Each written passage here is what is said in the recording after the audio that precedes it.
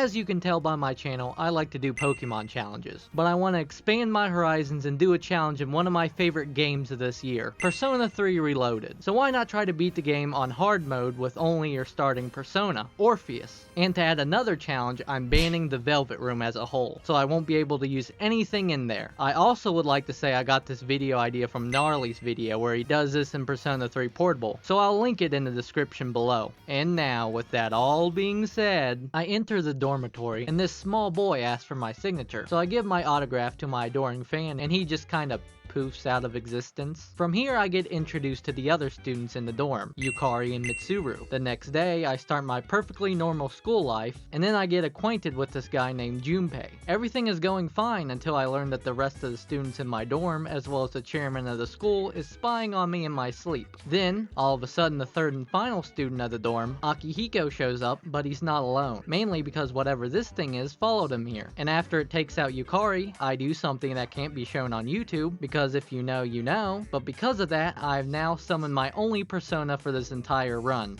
Orpheus, Master of Strings. Now I get my first taste of battle, and luckily for me, the only move Orpheus has is the enemy's weakness, so I'm able to knock him down and get more actions, leading to a pretty easy first fight. A couple days later, and I'm asked to join Seize, a group that everyone in the dorm is a part of that hunts down shadows. You know, the thing that attacked me the other night? I accept, and now I start my first social link, the Fool. Now, social links are an important part of Persona games, as they allow newly fused personas to gain XP when fused, but because I'm not going to be fusing any personas, I really have no reason to do any of them. Right after I join Seize, another person is added to the team, that being the guy I just met the other day, Junpei. Turns out he has a persona too, but more importantly, now that we have enough people in our group, we can start exploring Tartarus in hopes of finding a way to end the dark hour, the time of day the shadows are active. Now, this first time in Tartarus is just a tutorial on how battling works, and it shows off one of the mechanics I'll be relying on, Shuffle Time. During Shuffle Time, you have the chance to get the minor arcana cards, like the coins for more money, wands for more XP, cups to replenish hit points, and the most important one for this run, swords, that give you skill cards, that you can teach to your persona. Another thing you get from Shuffle Time is personas, and because this is a tutorial, the game makes me choose a new persona, and forces me to use it in the next battle, breaking my first rule of the challenge.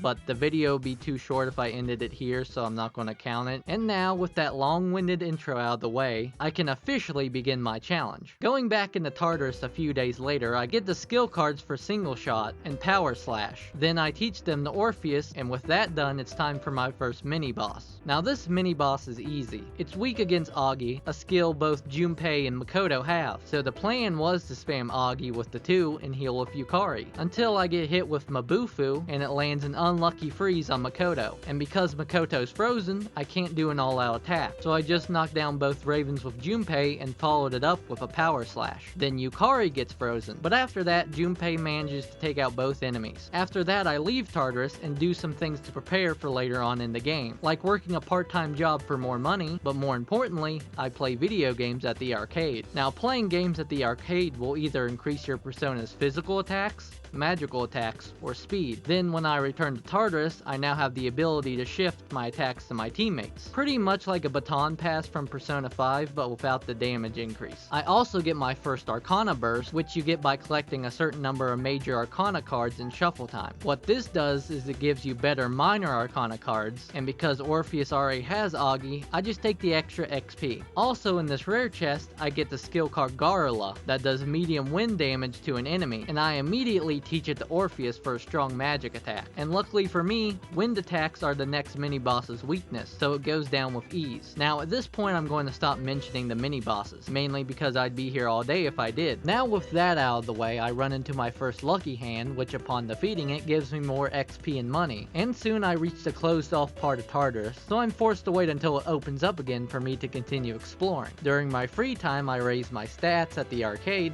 and work on getting some money. I also start working working on raising my knowledge for reasons you'll find out later. Then on the night of May 9th, I get my first boss battle against the High Priestess. Now the whole gimmick of this fight is that there's a time limit, and every so often the boss will lower it, and halfway through the battle she spawns reinforcements. And if they hit you, they hit pretty hard. And then the Priestess follows up for another attack with Bufu, knocking out Makoto and giving me my first death of the run. Now running it back, I focus my attacks on the reinforcements. One is weak to Garu and the other is weak to Aigis.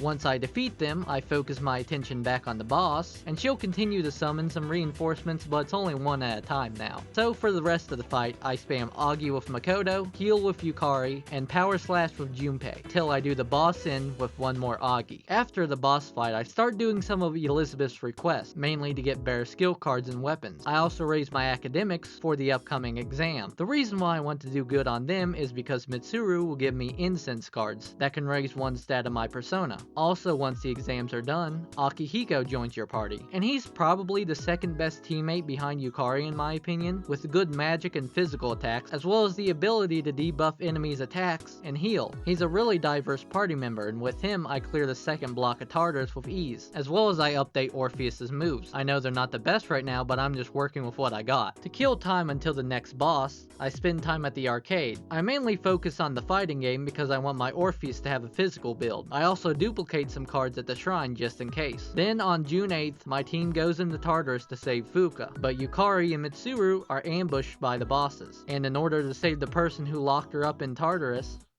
I don't know why you'd want to do that, but okay. Fuka awakens to her persona, and I face probably the easiest boss battle in this game. The Empress is weak to piercing attacks, while the Emperor is weak to electric attacks. So Makoto and Akihiko have a field day while Junpei is just kinda there, but he is the man, so. Then after the first round of attacks, both enemies are past half health, and it's not long before they both go down. After this boss fight, Fuka joins your team and takes over Mitsuru's place as navigator. And with that done, I have my final lineup for the game: Yukari, Akihiko, and Mitsuru. Maybe if I wasn't planning on a physical build, I would've used the man, but for now, he's a bench warmer. I also unlock Theurgy. It's a really powerful move that can either heal, buff, or attack enemies. It just depends on the character using it. In our case, one of the reasons why I'm using Mitsuru is for the Theurgy she gets later on. Anyway, with her on the team, I clear the next block of Tartarus, and I got some decent skill cards like Counter, and by doing Elizabeth's request, I get the card Crit Rate boost. And just like the card says, it boosts the chance of a critical hit when using a physical attack. I also unlock the ability to hang out with my teammates in the evening, and by doing this, I unlock special abilities. But most importantly, I have to hang out with Yukari, because her ability is to half the cost of SP when using healing magic, and having Meteor Rayhan cost 11 SP is really good. As a matter of fact, right before the third boss, I complete all of Yukari's evening events, and I max out Orpheus's physical attack. So now, on to face the Hierophant. Now this fight starts off pretty easy. I land a critical arrow rain, leading to an all-out attack that does 700 damage. Then he uses his signature move, Doomsday Doctrine, and gives everyone but Makoto fear. Then he lands 2 critical hits on Yukari and Mitsuru before taking out Yukari completely. Luckily, the only Theurgy Makoto has access to is one that heals the party. So I revive Yukari, then she gets critted again, so I just finish off the boss with Makoto. But now we have to fight the Lovers Arcana, and this fight is a little harder than the Hierophant. First off, it resists piercing attacks, and Arrow Rain is the only physical attack Makoto has. I do get a lucky crit with Makoto, and Akihiko's Theurgy goes off, so I managed to deal about 1400 damage in a single round. Then Mitsuru's Theurgy deals 600 damage, but then the enemy goes for Diorama, healing 1500 of its HP back. Then it lands a sexy dance, charming everyone but Makoto. Then Yukari falls for a third time due to Heartbreaker. After healing Yukari, I stop trying to go for critical hits and I start spamming Makuha to deal more damage, and soon it goes down to a Bufala from Mitsuru. Then it turns out that we're being watched by a greasy looking rat and his 2 friends, but more importantly, I max out Orpheus's magic stat after the fight. Then we learned that an elementary school student will be staying with us during the summer, but more importantly, he has the potential to summon a persona. Also, the antique shop opens up in the mall, and here I can create better skill cards and weapons. I can't get anything yet, but it will definitely come in handy later on in the run. Now we have an obligatory anime beach trip, and can I just say how beautiful this game looks? Like, I'm not the biggest graphics snob when it comes to video games. I mean, I play Pokemon, what does that tell you? But this game looks and feels amazing. Anyway, we learn that Mitsuru's grandfather created Tartarus in the Dark Hour, and Yukari's dad helped out with it. Then we're introduced to Aigis, a robot designed to hunt down shadows, and after she joins the team, I clear out another block of Tartarus. And in this block, we're introduced to Monad doors, and inside the doors lies a high-powered shadow, and upon defeating it, we get items to fuse in the antique shop. And then at the end of each Tartarus block, there's a special Monad door. These doors will have a bunch of strong shadows, but your reward for completing it is a major arcana card, like the Temperance. Okay, the Temperance card kinda sucks, but the next one is the reason why I died to Megiddo so much. Anyway, look at this dog.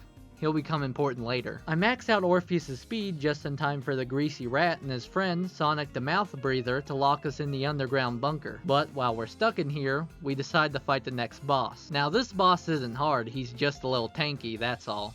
Get it? Because he's a tank. But enough of my amazing humor. The gimmick of this boss fight is that it separates and regroups, and the goal is to kill both at the same time, or they'll continue to heal one another. Other than that, the boss really can't do anything to us. The small one does have insta-kill moves, but they don't land, so this boss is kind of just a cakewalk. Oh yeah, remember that dog from earlier? Well, this is him now.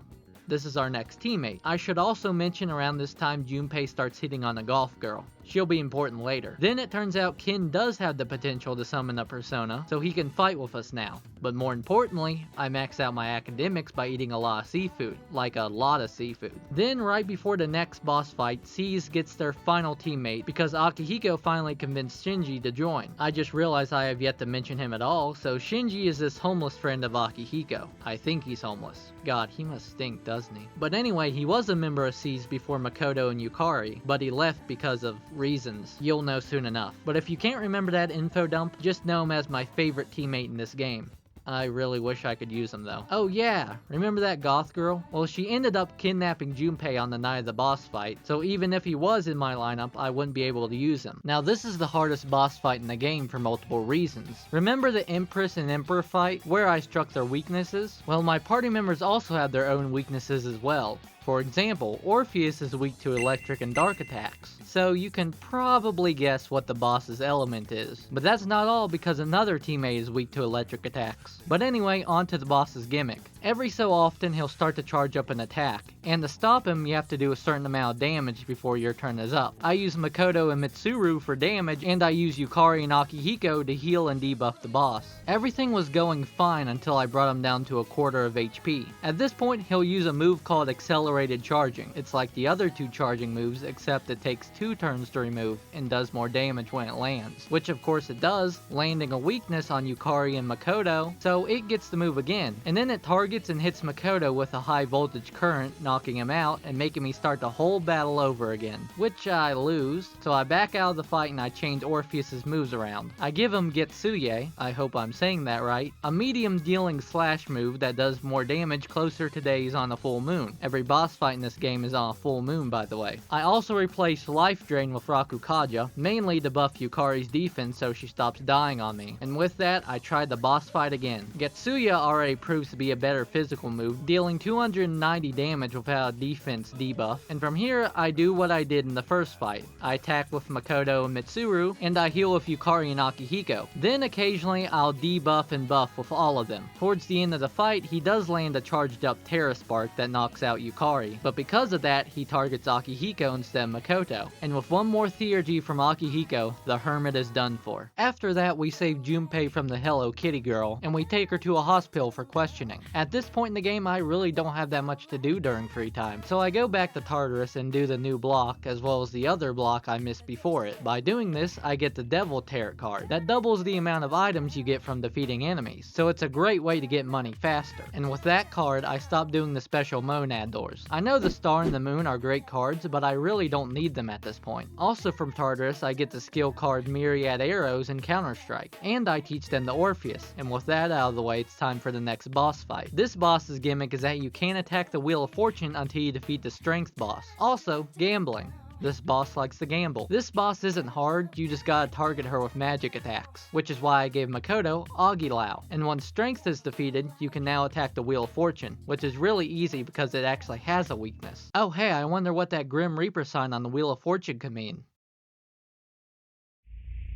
Mom, I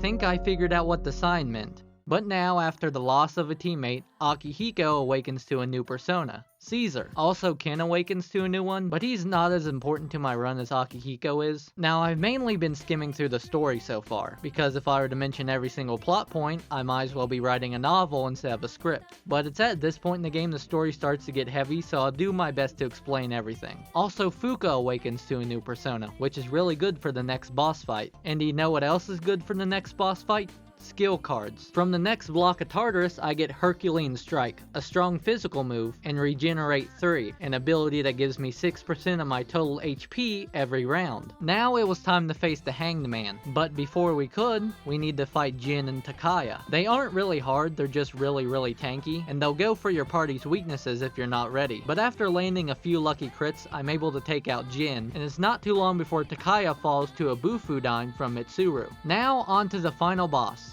the Hanged Man. This boss's gimmick is that it will summon statues that are weak to either piercing, striking, or slashing attacks, and it's my job to figure out which one is weak to which. Then, once I defeat them, the Hanged Man will fall from the sky, and now is the chance to attack him. Because Akihiko awakened to a new persona, he now has a new theurgy, and it does a hefty amount of damage to the boss. Then he summons more statues, and after defeating them, it's time for phase 2. He'll start using Megidola, a powerful almighty attack, but it's after this round when it gets way harder. He'll summon one more statue that has no weaknesses, and it will resist all attacks. The reason why this is bad is because it also knows Megidola. I'm able to land a crit with Akihiko, and I follow it up with an all-out attack. Then I finish it off with Mitsuru. Now the Hanged Man will use a move called Grim Transcendence. This move will give him an extra turn, and with this, he stacks up his attack to use Megidola on next turn. An even more powerful almighty attack that wipes out my entire team except for Makoto. I then bring Yukari back to life, as well as Akihiko, so he can heal Makoto. From there, I land yet another critical, followed up by an all-out attack. Then the final boss is taken out by Mitsuru. And with that, the Dark Hour is over, and C's completed the mission. Or so we thought, because it turns out, the chairman of the school actually used this to take out the 12 Arcana shadows to revive the 13th Arcana,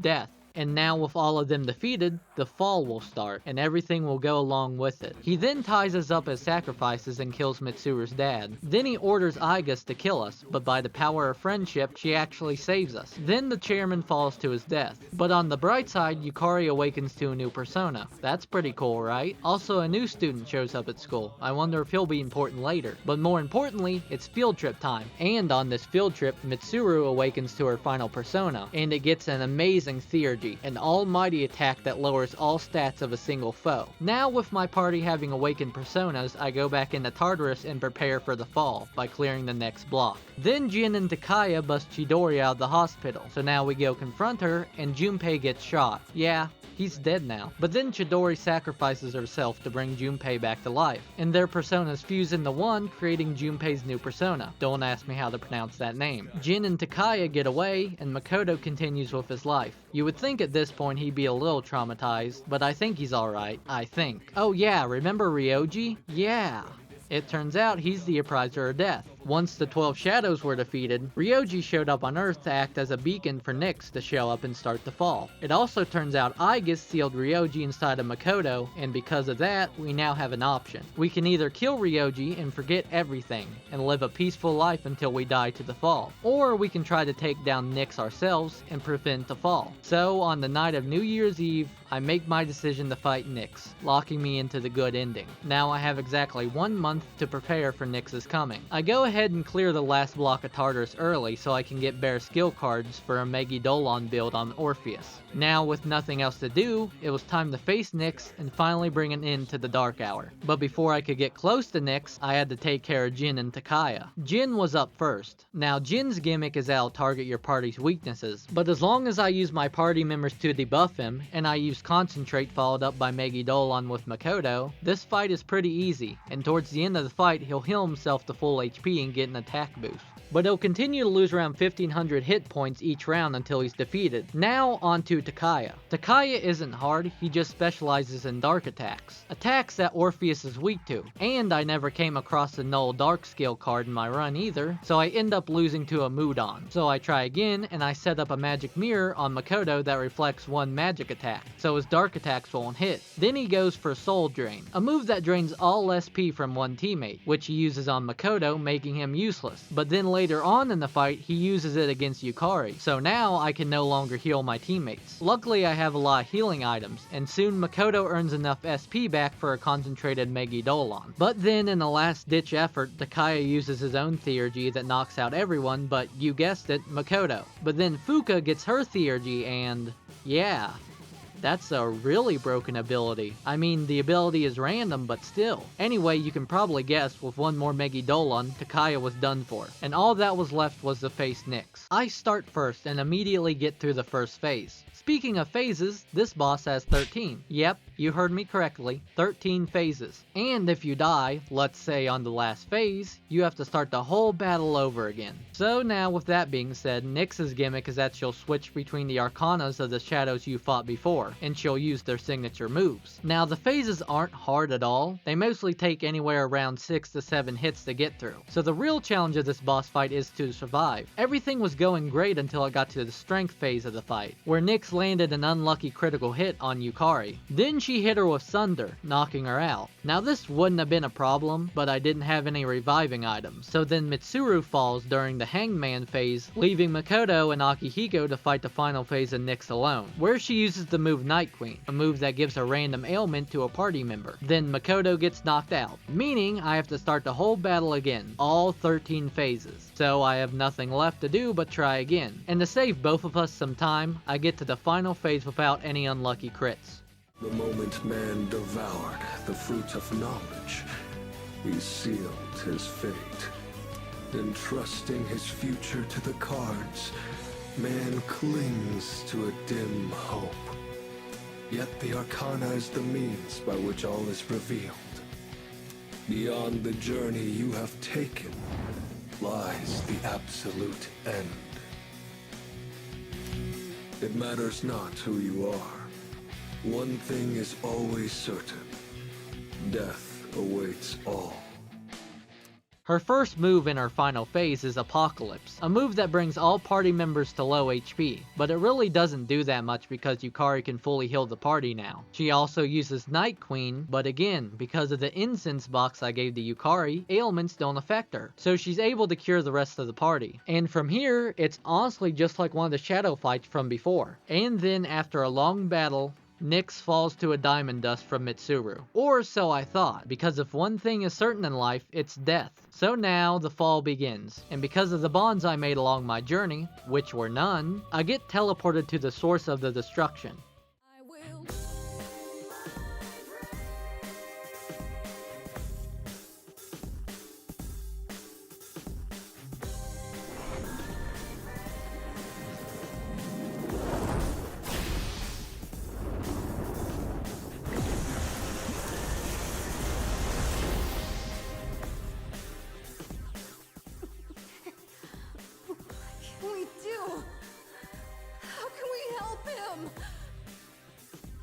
Don't give up!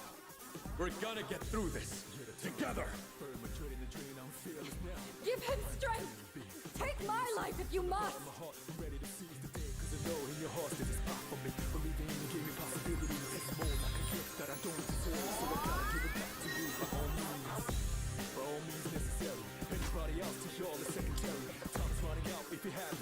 Don't worry, I'm invincible, so legendary. If I fall down, I'm gonna get back up, right back up, man, to where I left off. I got my crew on my back, I'm almost ready. I got it locked down, the end is coming in, so You better come back from this!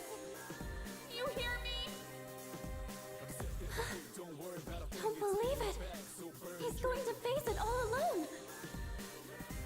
No, he's not alone! I'm not letting him die!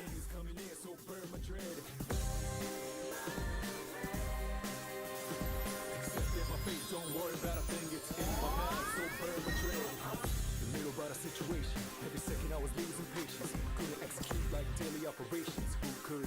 When we had such a deep relationship. But I chose the path, the right path for sure. Giving my all, procured more war. Probably the toughest decision I made. An outcome richer than I know.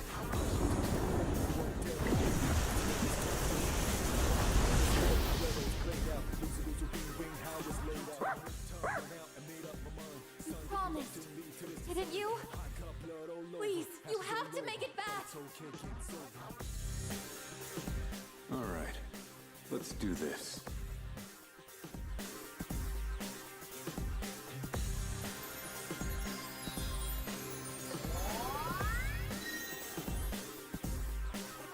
Then I hear the voices of all my friends, and now with full HP, I can use my final move, Great Seal, and with the final press of the X button, the fight is over.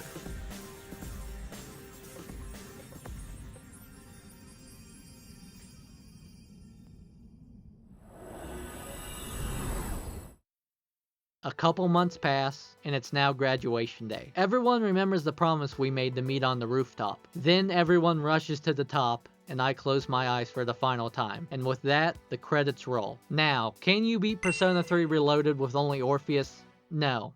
No, you can't. The game forces you to use another Persona in the tutorial, but I guess if you don't count that, then you can. I absolutely love this game, and I really hope that you guys enjoyed it as well. I love Shin Megami Tensei, and I would absolutely love to do another challenge run in any of their games. If you like challenge runs or content similar to that, feel free to subscribe. It really helps out the channel. But anyway, thank you all so much for watching, and have a fantastic day.